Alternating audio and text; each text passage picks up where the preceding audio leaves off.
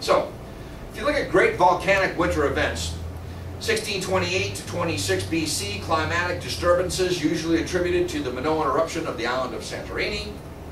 Lake Taupo's Hatepe eruption circa 180 AD. Extreme weather took place in Europe in 535 and 536 AD. The Great Famine in 1315 through 1317 was attributed to the New Zealand eruption in Kaharoa. 1452 and 1453 was attributed to the submarine volcano Kauai. 1600, the Huaynapotina erupted, causing a famine in Russia from 1601 to 1603. And then there was the 1883 Krakatoa, in which more than 36,600 people died, and there was 5 years of cold weather, including the great 1888 blizzards that struck New England. And then Mount Pinatubo, the years 1991 through 93 were cooler than average. Well, Mount Tambora, a stratovolcano in Sumbawa, Indonesia, became highly active in 1812 and erupted on April 10th and 11th in the year 1815. Here's Mount Tambora. It's 57,000 years old. And you can see the blast zone. Ancient eruptions took place there in 3009-10 BC, 3050 BC, and 740 AD.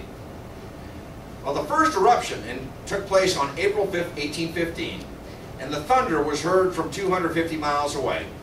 The major blast on April 10th, 1815, was heard from 1,600 miles away and thought to be the sound of firing cannonade. About 7 o'clock on April 10th, 1815, the eruptions intensified. 3 columns of flame rose up and merged, and the whole mountain was turned into a flowing mass of liquid fire. Pumice stones of up to 8 inches in diameter started to rain down at approximately 8 p.m., followed by ash at around 9 or 10 o'clock. Hot pyroclastic flows cascaded down the mountain to the sea on all sides of the peninsula, wiping out the village of Tambora. Loud explosions were heard until the next evening. The ash veil had spread as far as West Java and South Sulawesi. It was 4 times larger than the Krakatoa eruption later on in that century. Sir Thomas Raffles says, in my poorest Cockney accent, the noise was, in the first instance, almost universally attributed to distant cannon, so much so that a detachment of troops were marched from Jakarta in the expectation that a neighboring post was attacked, and along the coast, boats were in 2 instances dispatched in quest of a supposed ship in distress. Thought there was a battle going on.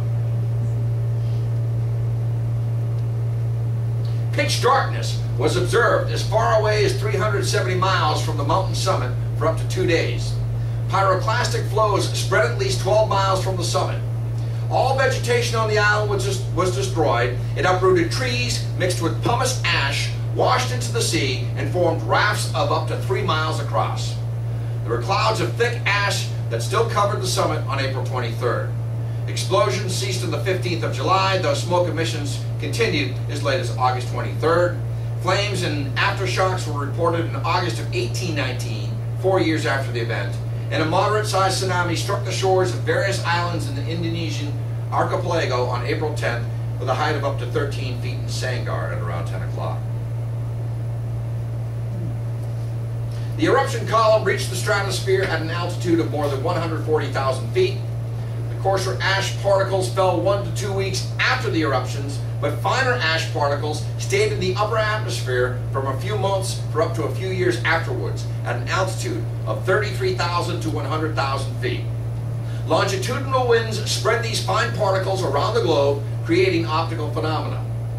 Prolonged and brilliantly colored sunsets and twilights were frequently seen in London, England between June 28th and July 2nd, 1815, and September 3rd and October 7th, 1815. The glow of the twilight sky typically appeared orange or red near the horizon and purple or pink above. About 75,000 people died. The estimated number of deaths varies depending on the source. 10,000 direct deaths were probably caused by the pyroclastic flows. On Sumbawa Island, there were 38,000 deaths due to starvation, and another 10,000 deaths occurred due to disease and hunger on Lombok Island. sulfur poured into the stratosphere, causing a GCA, a global climate anomaly. In the spring and summer of 1816, a persistent dry fog was observed in the northeastern United States. The fog reddened and dimmed the sunlight such that sunspots were visible to the naked eye. Neither wind nor rainfall dispersed said fog. Average global temperatures decreased about 0.7 to 1.3 degrees Fahrenheit, enough to cause significant agricultural problems around the globe. 1816 was the second coldest year in the northern hemisphere since AD 1400, after 1601 following the 1600 Huaynaputina eruption in Peru. The 1810s are the coldest decade on record, a result of Tambor's 1815 eruption and other suspected eruptions somewhere between 1809 and 1810. So with a cool summer, parts of Europe experienced a stormier winter. Now this pattern of climate anomaly has been blamed for the severity of typhus epidemic in Southeast Europe and the Eastern Mediterranean between the years 1816 and 1819. Much livestock died in New England during the winter of 1816 and 1817. Cool temperatures and heavy rains resulted in failed harvests in the United Kingdom. Families in Wales traveled long distances as refugees, begging for food. Remember, this just precedes the Irish famine, which took place in the 1840s. Famine was prevalent in North and Southwest Ireland following the failure of wheat, oat, and potato harvests. The crisis was severe in Germany, where food prices rose sharply. Due to the unknown cause of the problems, demonstrations in front of grain markets and bakeries, followed by riots, arson, and looting, took place in many European cities. It was the worst famine of the 19th century. But Tambora had some help. There were other large volcanic eruptions that took place during the same time frame. 1812, La Soufriere on Saint Vincent in the Caribbean. Also, in 1812, Awu on Sangi Islands in Indonesia. 1813, Ryukyu Island, Japan. 1814, Mayon, Philippines. The results? These other eruptions had already built up a substantial amount of atmospheric dust prior to the eruption of Mount Tambora, the largest in 1600 years. As is common, following a massive volcanic eruption, temperatures fell worldwide because less sunlight passed through the atmosphere.